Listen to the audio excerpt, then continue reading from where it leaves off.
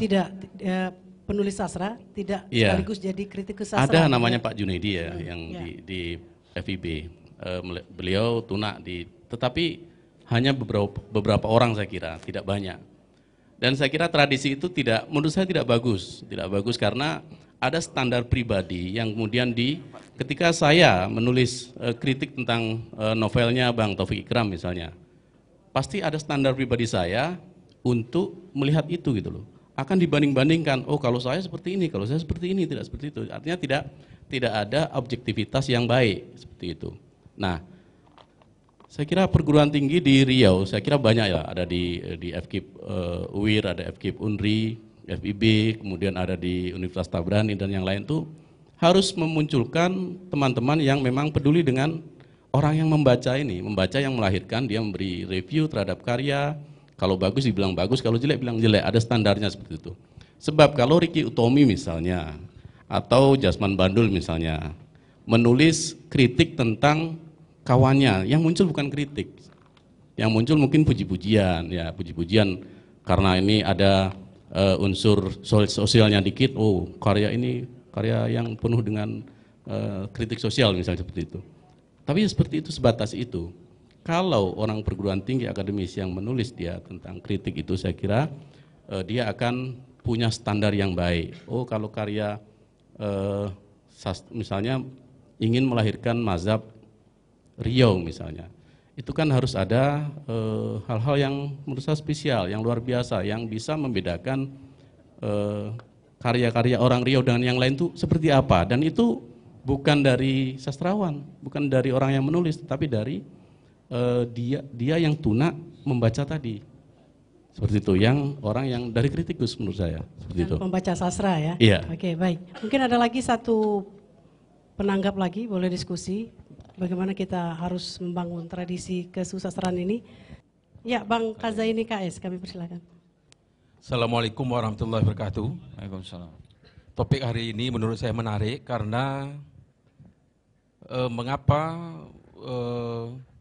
perguruan tinggi atau fakultas atau program studi yang berbasis sastra tidak begitu banyak melahirkan para sastrawan. Menurut saya fenomena ini bukan hanya di Riau tetapi juga di Indonesia. Saya mungkin ingin berbagi pengalaman juga sedikit. Misalnya jurusan Bahasa dan Sastra Universitas Riau. Beberapa waktu lalu kalau kita melihat peta seniman di Riau ini, pada dasarnya banyak dilahirkan dari Bahasa dan Sastra Indonesia, FKIP UNRI misalnya.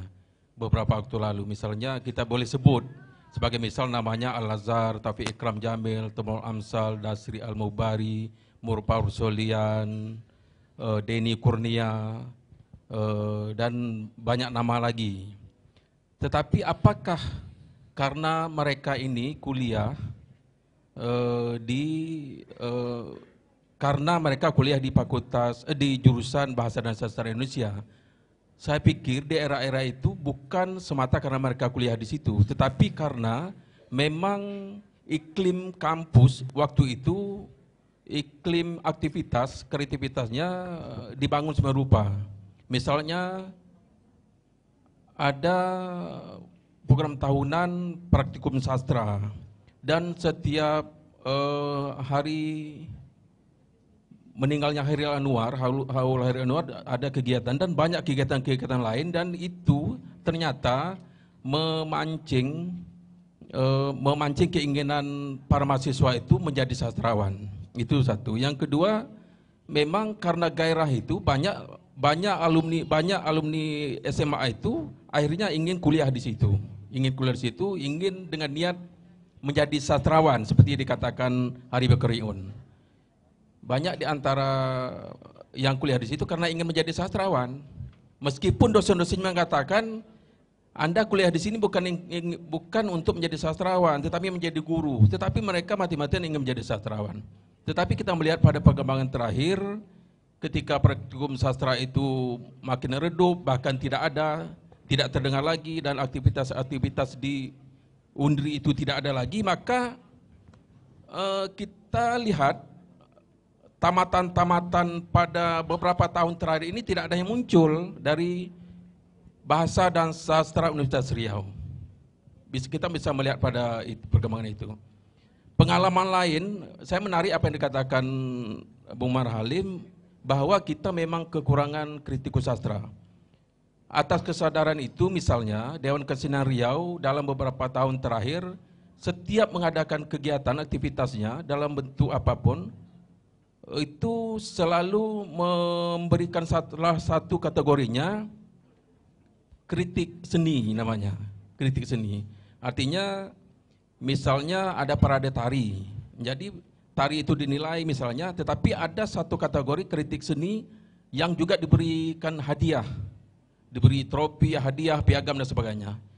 Tetapi pada kenyataannya di bidang itu yang sangat sedikit peminatnya, sangat sedikit. Bahkan di telepon-telepon suruh nulis, suruh apa, tidak ada juga yang masuk. Artinya kita memang krisis kritikus seni, bukan hanya sastra, tapi kritikus seni. Semua bidang pencabangan seni itu kita krisis di bidang itu. Dan ini menurut saya tantangan bagi perguruan tinggi seni untuk menjadi kajian lah, menjadi pemikiran bahwa ternyata kita memang kekurangan kritikus seni, tidak hanya sastra. Karena malam ini khusus sastra, termasuk juga sastra, memang kita kekurangan kritikus seni. Saya pikir menambahkan itu saja, terima kasih. Ya, terima kasih Pak Kazaini KS, seorang penyair yang juga dari Fakultas Keguruan dan Ilmu Pendidikan Jurusan Bahasa dan Sastra Indonesia, FKIP Unri. Baik, kita kembali ke bincang-bincang sastra kita, bahwa bagaimana kita terus bisa membangun tradisi kesusastraan itu. Mungkin Bung Marhalim. Saya tadi merespon Bang Kazaini ya. Betul saya katakan tadi kan bahwa rupanya kampus sastra pun dalam tanda kutip di FKIP itu tidak menghendaki juga dalam tanda kutip untuk mahasiswanya menjadi sastrawan gitu kan. Kalian tuh jadi guru bukan sastrawan gitu. Nah ini juga saya kira terjadi di beberapa kampus yang lain ya, doktrin dalam tanda kutip yang seperti ini, sehingga memang akhirnya ya, proses kreatif penciptaan di kampus itu agak stuck dia gitu. Di saya misalnya, mungkin pengalaman pribadi saya, justru mahasiswa itu mungkin saya salah juga sebagai dosen yang begitu ya. Saya suruh mahasiswa itu justru menulis pertama, kemudian membaca. Setiap pertemuan tuh mereka harus membawa bacaan. Selesai perkuliahan mereka harus selesai membaca novel sekian misalnya. Itu saya targetkan, mau dia mau muntah sastra atau apa terserah lah, pokoknya itu harus dipaksa begitu. Harus dipaksa. Saya kira membaca itu harus dipaksa untuk mencapai sebuah kenikmatan. Kalau tidak begitu saya kira apresiasi sastra di kampus kita juga akan menjadi kendor ya. Karena kita juga prihatin misalnya mereka tidak mengenal nama-nama sastrawan di Riau. Di Riau saja mereka tidak mengenal, apalagi mungkin di luar saya sebut nama A, B, C, D begitu, tidak mengenal misalnya ya. Ini kasus-kasus yang sepele sebenarnya mengenal nama sastrawan. Artinya mereka sebenarnya tidak membaca karya sastra. Jadi betullah kata Seno Gumira Aji Dharma itu, kita menulis dalam masyarakat yang tidak membaca gitu. Kita menulis dalam masyarakat yang tidak membaca, tapi kita terus menulis ini. Penulisnya banyak, tetapi pembacanya tidak ada. Maka menurut saya kampus minimal dia mampu menciptakan pembaca. Apa yang dilakukan oleh forum lingkar pena, saya kira itu berhasil. Misalnya dia membuat jaringan pembaca di luar negeri, di mana-mana gitu ya. Di mana-mana ada FLP di kampus-kampus, jaringan baca. Meskipun para penulisnya juga tidak terlalu banyak yang lahir. Kalaupun toh lahir, ini mungkin kritik juga. Kalaupun lahir karyanya seragam gitu. Kita bisa lihat karya-karya yang muncul dari FLP misalnya seragam. Misalnya, kita boleh berdebat soal ini. Tetapi sisi lain positifnya adalah itu tadi. Semua mereka ini pembaca. Jadi begitu Asma Nadia atau Elvi Tiana Rosa mengeluarkan buku misalnya habis gitu. Karena pembacanya sudah tersedia. Nah dalam rangka itulah juga lah misalnya komunitas paragraf juga komunitas-komunitas lain menciptakan pembaca itu minimal. Tidak perlu menulis tetapi pembaca. Nah, pembaca yang kritis itu sebenarnya ada di kampus. Mereka pembaca kritis. Kalau pembaca awam kan ya membaca saja untuk dinikmati diri sendiri. Tapi pembaca kritis itu mestinya lahir dari kampus, dia membaca kemudian dia mengkritisi. Nah, kemudian kritik itu resikonya itu tadi siap untuk dibenci orang gitu. Nah, kritikus ini kadang dibenci para senimannya gitu, para sastrawannya karena merasa misalnya kritikus sok tahu dan lain. Tetapi peran kritikus penting. Jadi karya sastra dan kritikus sastra tak bisa diabaikan. Oke, baik. Jadi tadi disebutkan bahwa sebenarnya kita juga harus membangun tradisi kesusastraan itu dari membaca sastra ya. Mungkin Pak Hari Kurniawan. Ya, saya teringat artikel Pak Mursal Esten dulu ya, tahun berapa itu? Tahun 95 atau 97 di Kompas tentang perlunya kantong-kantong budaya ya. Kantong-kantong budaya saya kira itu di sebuah wilayah seperti di Riau, di sebuah wilayah administrasi itu, ya komunitas-komunitas itu harus dibangun.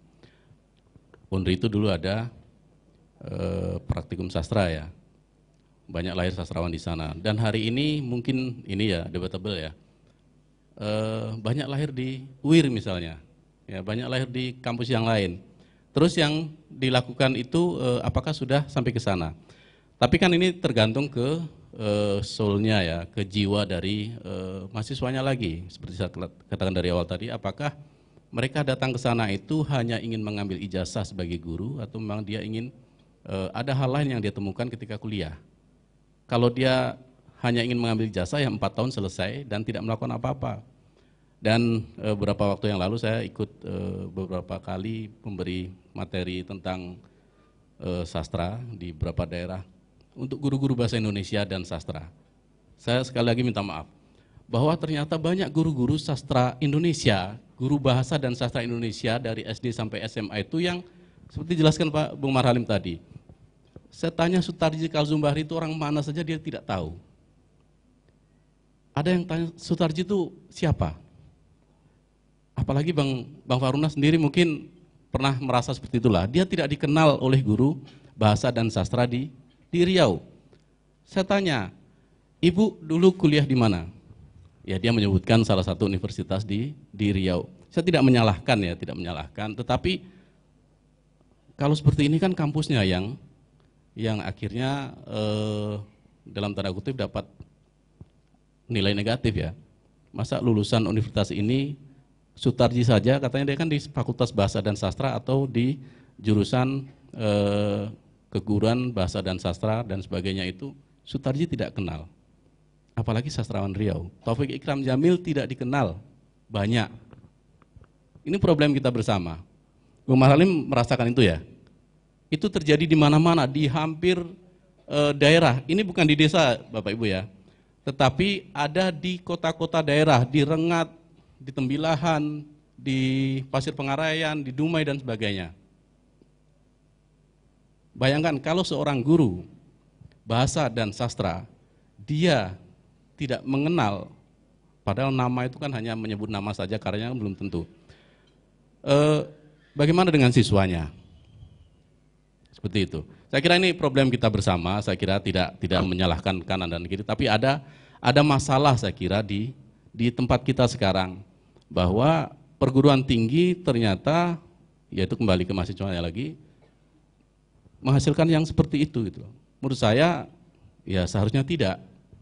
Seharusnya tidak, karena ketika minimal kuliah 4 tahun itu dia juga memahami harus membaca karya sastra seperti yang dikatakan Bung Marhalim tadi, ya muntah sastra pun nggak apa-apa sebetulnya. Dan itu sebetulnya ketika saya mengajar di FIB Unilag, saya coba sebulan membaca 1 karya saja. Mereka bilang tidak ada bukunya Pak katanya, tidak ada karyanya. Saya pinjamkan.